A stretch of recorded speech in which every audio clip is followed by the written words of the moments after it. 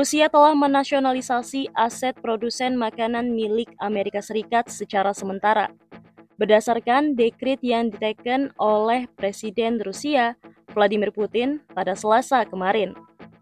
Perusahaan induk Glove Product, serta beberapa anak perusahaan dan 3 pabrik pengalengan disita dan diserahkan kepada Badan Manajemen Properti Federal Rusia, Rosimutchaspo. Pemerintah juga akan mengambil alih perusahaan induk Glove Product, yakni Promselconsinvest yang dimiliki oleh Universal Beverage Company yang terdaftar di Amerika Serikat. Glove Product didirikan pada tahun 1999 oleh pengusaha Amerika Serikat kelahiran Rusia, Leonid Smirnov, yang bermigrasi dari Uni Soviet pada 1970-an dan kembali ke Rusia pada 1990-an untuk mencari pasar baru, menurut RBC. Smirnov kemudian dilaporkan mulai memproduksi beragam makanan kaleng dengan brand Glove Product melalui Universal Beverage Company.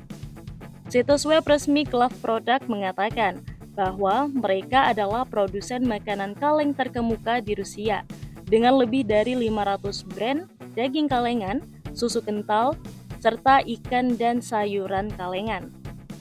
Pada April 2023, Putin menandatangani dekret yang memungkinkan pengambil alihan sementara aset milik perusahaan asing yang berbasis di Rusia dari negara-negara tidak ramah. Saat itu, Rosimutchaspo diperintahkan untuk membangun pengawasan eksternal atas anak perusahaan Rusia dari perusahaan energi Finlandia Fortum dan Uniper Jerman, yang keduanya dianggap penting bagi keamanan energi negara. Kremlin mengatakan langkah itu mencerminkan sikap negara-negara barat terhadap aset asing milik perusahaan Rusia. Pada Juli 2023, Rusia untuk sementara menasionalisasi bisnis lokal raksasa makanan Prancis, Danone, serta Baltika Breweries yang dikendalikan oleh raksasa bir Denmark, Carlsberg Group. Bisnis lokal Danone kemudian dikeluarkan dari manajemen negara untuk sementara. Selanjutnya, Glove Product kini ditempatkan di bawah kendali sementara negara oleh keputusan Presiden. Barat kini sedang terpecah sikap terhadap beberapa poin pembiayaan perang yang mereka sokong penuh di Ukraina. Poin itu adalah terkait aset Rusia senilai 4,6 triliun atau lebih tepatnya 300 dolar miliar yang disita oleh Barat. Aset berupa uang dan properti tersebut memang disimpan oleh Rusia di dalam sistem keuangan yang dikelola oleh Barat pimpinan AS sebelum perang pecah. Kini uang tersebut jatuh ke tangan Barat secara paksa, sementara Menteri Keuangan Amerika Serikat Yellen dan Perdana Menteri Inggris Sunak bersikeras bahwa uang tersebut untuk dipergunakan membiayai Ukraina dalam konflik perang melawan Rusia. Amerika bahkan telah mulai menyalurkan beberapa aset sitaan Rusia yang dipercayakan kepada Barat, disalurkan ke Ukraina guna membiayai perang melawan Rusia. Menteri Inggris, Rishi Sunak dengan tegas mendesak negara-negara Barat untuk lebih berani dalam upaya memanfaatkan aset, akan tetapi beberapa negara kuat di Uni Eropa mulai menentang rencana tersebut. Perancis dan Jerman mempertanyakan moral terhadap tindakan Barat ini.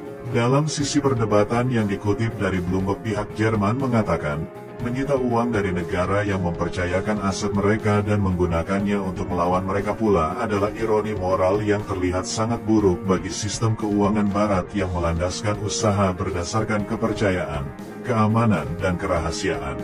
Rusia sendiri mengecap keras pembekuan dan pengambil alihan aset milik mereka sebagai hal yang bertentangan dengan Undang-Undang Keuangan Internasional. Hal yang melawan janji-janji Barat untuk memisahkan sistem keuangan dan bisnis dengan perang. Di mana hal tersebut kini benar-benar telah dilanggar. Rusia menyatakan sistem keuangan Barat kini tidak lagi bisa dipercaya, memihak dan sangat bias. Anda seperti mempercayakan anak kambing Anda kepada serigala kelaparan, kata jubir Rusia seperti dikutip media Mede Barat.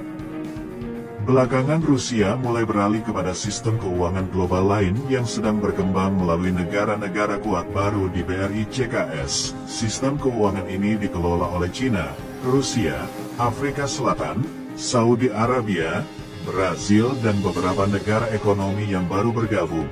Hal ini juga memicu ketakutan Barat dan terutama Perancis dan Jerman sebagai dua ekonomi terkuat di Uni Eropa bahwa suatu ketika hal ini sudah pasti akan meruntuhkan dominasi sistem keuangan Barat. Terutama ketika dunia melihat bahwa ternyata sistem keuangan Barat itu tidak dapat lagi dipercaya karena rentan dan sensitif terhadap kepercayaan. Sistem keuangan seharusnya kuat dan tidak dapat dijadikan senjata untuk menyerang negara lain, terutama sisi perekonomian mereka. Terbukti banyak negara yang menjadi korban terutama di Timur Tengah. Justru, gara-gara hukuman melalui sistem keuangan ini, bukan pemimpin mereka yang menderita, rakyatlah yang menderita akibat keruntuhan ekonomi. Jumlah mereka ratusan ribu orang di seluruh dunia, gara-gara sanksi Barat. Untungnya Rusia adalah negara kuat, sehingga ketika dihantam dengan ratusan hukuman sanksi ekonomi, sanksi teknologi, sanksi militer, sanksi diplomatik, dan ratusan sanksi-sanksi yang tidak pernah ditanggung oleh negara manapun sebelumnya, Rusia tidak bergeming. Dalam hal ini Barat mulai mengakui kekalahannya. Barat telah gagal mengisolasi Rusia, bahkan kini negara Vladimir Putin tampak bertambah kuat di segala sisi.